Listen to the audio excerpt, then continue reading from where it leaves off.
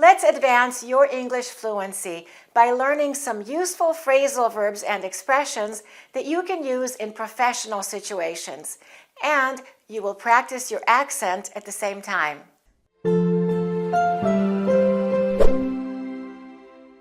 My goal is to help you speak more fluently by developing an active knowledge of everyday expressions. Just knowing the meaning is not enough. The true test of fluency is being able to use the expressions spontaneously and naturally when you're having conversations in English. You will have a chance to read a story and practice your accent.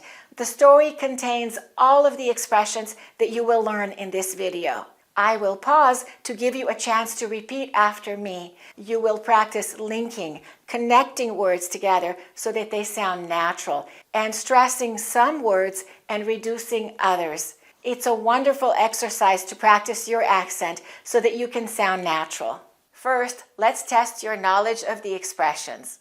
If you've watched my past YouTube videos, then you've already learned some of these expressions. You can check to find out how many of these you remember. Let's look at the first question.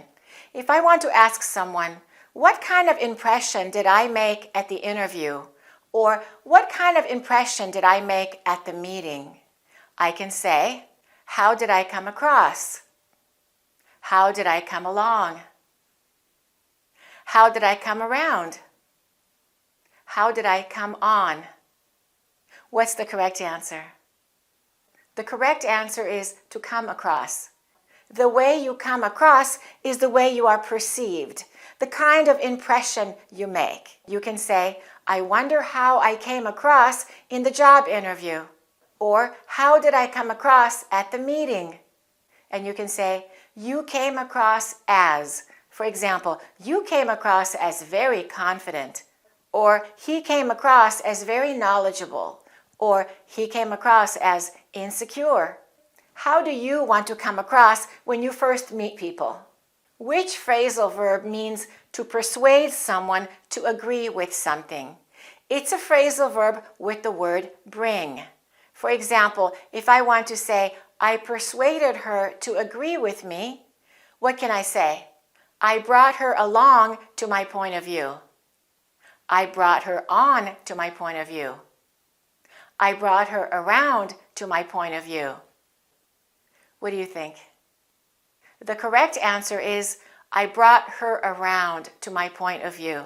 To bring someone around, and that means to persuade someone or to convince someone to see things from your perspective, from your point of view. He was hesitant at first, but I finally brought him around to my point of view. It was very difficult to bring him around. Which phrasal verb means to finish a project or to finish a meeting or to summarize a speech at the end, to conclude or to finish a task? This is a very common expression. What do we say? To wrap down, to wrap off, to wrap in, or to wrap up? The correct answer is to wrap up. To wrap up means to finish a project or to finish a job. We can say, before we wrap up the meeting, let's review the action items. Or, let's try to wrap up the project in the next few days. Let's go on to the next question. If you want to say, I got a headache because I had too much stress at work, you can say, stress at work brought up my headache. Or, stress at work brought on my headache. Or, stress at work brought out my headache. What's the correct answer? The correct answer is brought on. Let's listen to how Drake and I explain the phrasal verb to bring on in my new course, Phrasal Verbs for Fluent English. Let's look at the phrasal verb to bring on and the expression bring it on. Let's listen to Drake. To bring on is a way to say that something causes something to occur or to pop up. Stress brings on anxiety. When I was younger, my grandma used to swear that wearing no socks in the house would bring on sickness. She would say, you're going to get sick. To bring on means to cause something to appear or to occur. or to make something bad or unpleasant happen. We can say, eating peanuts always brings on his allergies. Eating greasy food can bring on an upset stomach. We can say, you weren't careful. You brought this on yourself. And then we have a very common expression, bring it on. Let's listen to Drake. Bring it on is a way to say, go ahead and allow that challenge to come my way. I'm ready for a big challenge. Bring it on. You know that there's a big challenge at hand. You know that there's a big obstacle you're going to need to cross over, but you're accepting of it and you're ready and you have a lot of confidence that you can manage that you can defeat that obstacle. Bring it on. I want that challenge to come directly to me so I can defeat it. Bring it on. When have you thought about it? In boxing? In boxing, oh yeah, all the time. That's a perfect example. In boxing, anytime you get a new opponent, you know that you're going to be fighting them. You might see a video of how they fight and you say, hey, bring it on, you know? Drake said, when I was younger, my grandmother used to swear that wearing no socks in the house would bring on sickness.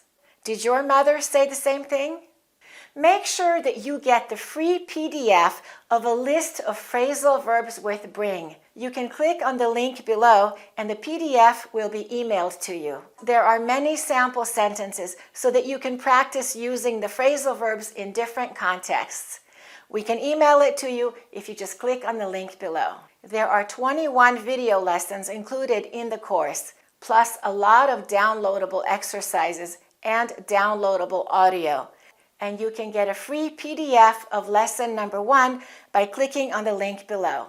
Which idiomatic expression means to control a business firmly and effectively, to manage something with strict control and efficiency? For example, we can say, if you work for that company, you can't be lazy because the boss runs a tight boat. Or the boss runs a tight ship. Or the boss runs a tight crew. What's the correct answer? A tight ship. He runs a tight ship. This is what I learned about the origin of this expression. The phrase, to run a tight ship, is believed to have originated from the naval phrase, tight ship, which refers to a ship that was well maintained and efficiently run. The crew of a tight ship would have been highly disciplined and the ship would have been in good condition, making it ready for battle. The phrase to run a tight ship consequently came to mean managing something with strict control and efficiency. Let's listen to how some other people use this expression. Wow, Monica runs a pretty tight ship around here, doesn't she? But I'm the boss and I run a tight ship. But steakhouses tend to run a tight ship in the name of exceptional customer service. Let's go on to the next expression. This one is a very common one in business. If I want to say, let's get serious, let's start working, let's stop chatting, and let's talk about the important issue. Let's get to the main points. We can say, let's get on to business, let's get up to business, or let's get down to business. What's the correct answer? The correct answer is, let's get down to business. Let's listen to how some other people used it. Let's get down to business and fix this problem. All right, let's get down to business. It's puzzle time. All right, boys, glasses on for safety. Let's get down to business. Let's look at the next question. If we want to say, let's initiate the activity, or let's take the first steps, let's start the first part of the work, we can say, let's get the ball in the air, let's get the ball bouncing, let's get the ball rolling. What's the correct answer? The correct answer is, let's get the ball rolling. For example, we can say, let's schedule the first meeting to get the ball rolling on our new project. Or, once we get the funding, we can get the ball rolling. Let's look at the next expression. If we want to say, this is just an approximate amount, I don't know the exact amount, we can say, this is just a ballpark figure. This is just a ballpark number. This is just a ballpark amount. The correct answer is ballpark figure. A ballpark is a park or a stadium where people play baseball. So the idiom originates from the game of baseball. A ballpark has a set number of seats, and on the day of the game, the commentator would estimate the number of people attending the game. That estimate figure became known as the ballpark figure. It's an estimate. So we can say, give me a ballpark figure on our total expenses for next year. Or we can say, I can only give you a ballpark figure. I'm not sure of the exact amount. I'd say around $700. We can also say to be in the ballpark. I think that car costs around $35,000. Am I in the ballpark?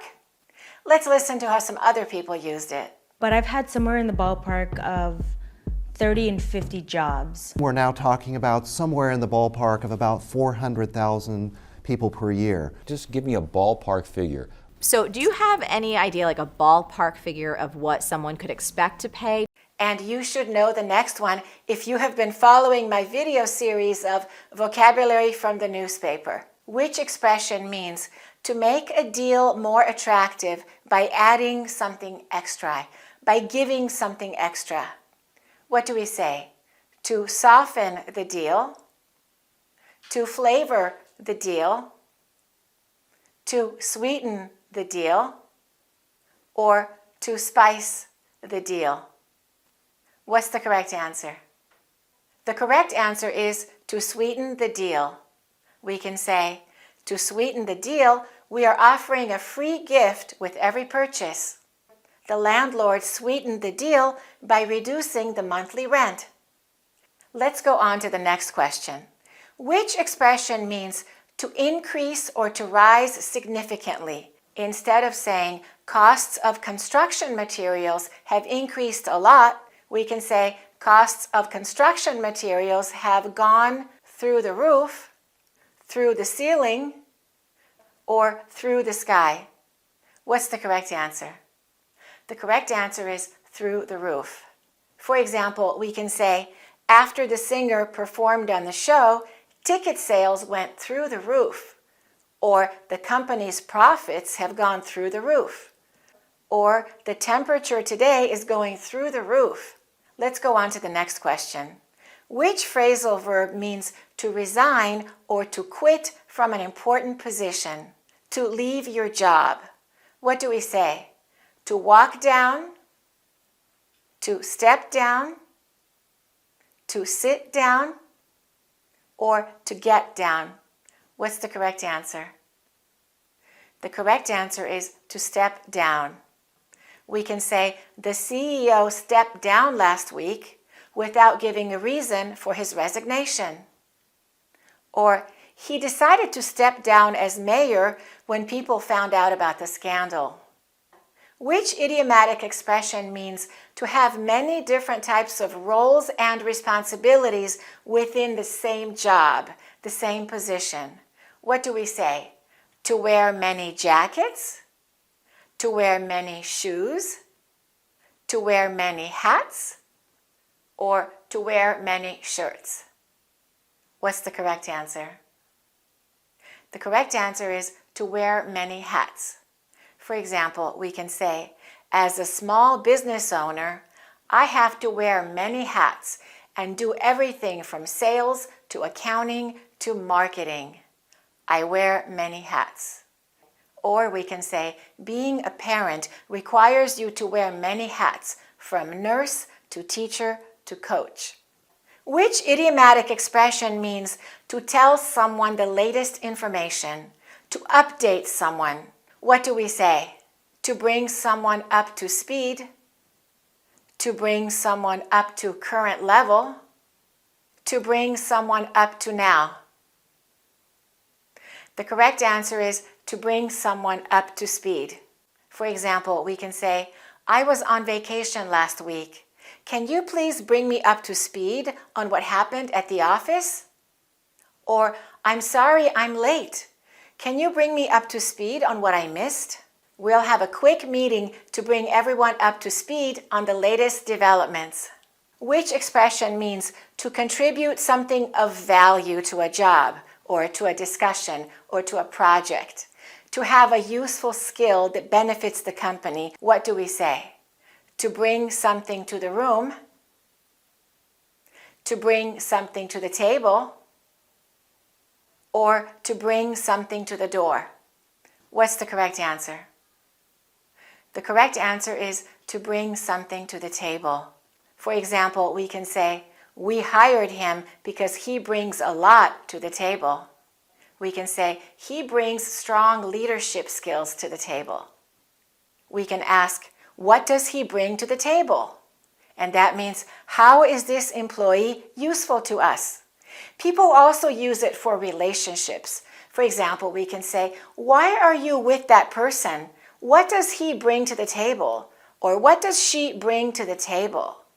Or we can say, he doesn't bring much to the table.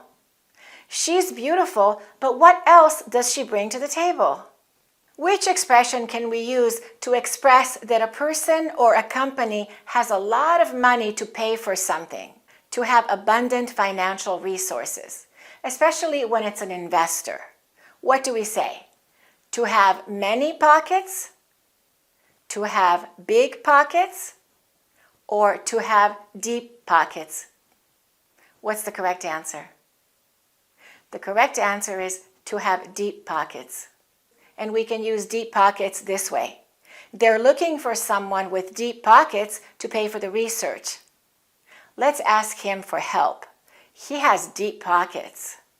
Let's make sure that you have active knowledge of these words. Let's practice using these expressions in a story while at the same time practicing your accent. I will read and I will pause so that you can repeat after me. I want you to link the words to sound natural. So pay attention to how I'm connecting words and pay attention to which words I'm stressing and which words I'm reducing. Let's get started. Repeat after me. Bob managed a small but successful business. He was known for running a tight ship in the competitive market.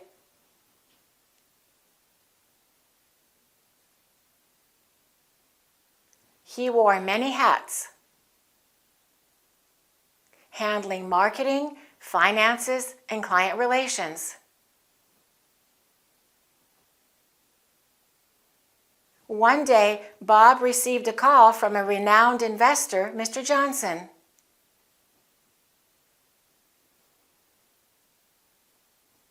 Expressing interest in purchasing his product line.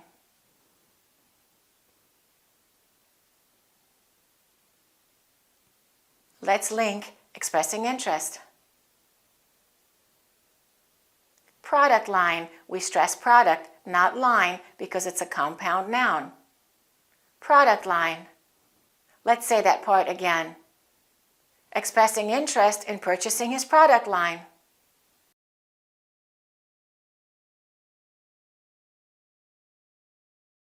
John was thrilled because he knew that Mr. Johnson had deep pockets.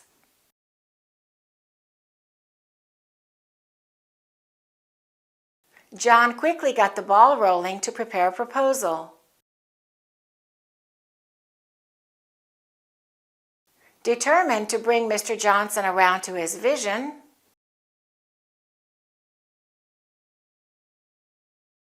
Bob gathered his team and brought everyone up to speed.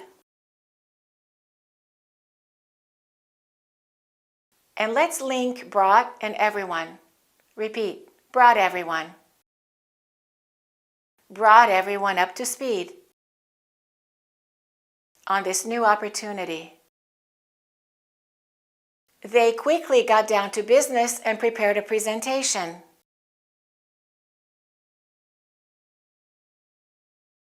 That would hopefully bring the investor around to their vision.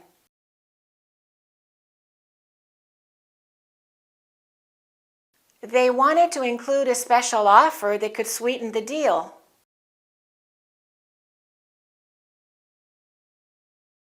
And pay attention, we don't say wanted to, we say wanted to. And we don't say sweeten, We say sweeten. Sweeten the deal. Let's read that sentence again. They wanted to include a special offer that could sweeten the deal.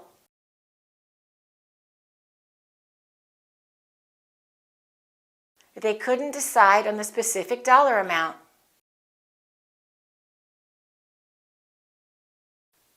They only had a ballpark figure in mind. Unfortunately, they couldn't consult their finance expert, Tom. Because he had stepped down a few months earlier. The team managed to wrap up the presentation just before the meeting.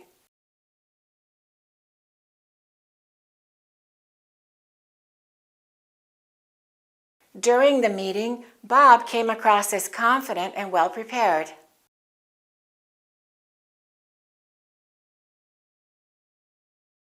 The presentation impressed Mr. Johnson, and he accepted their offer.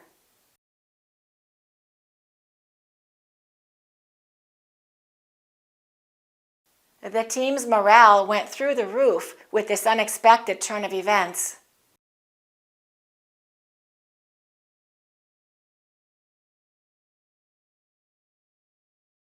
Let's look at the word morale. We don't say moral, that's a different meaning. We say morale.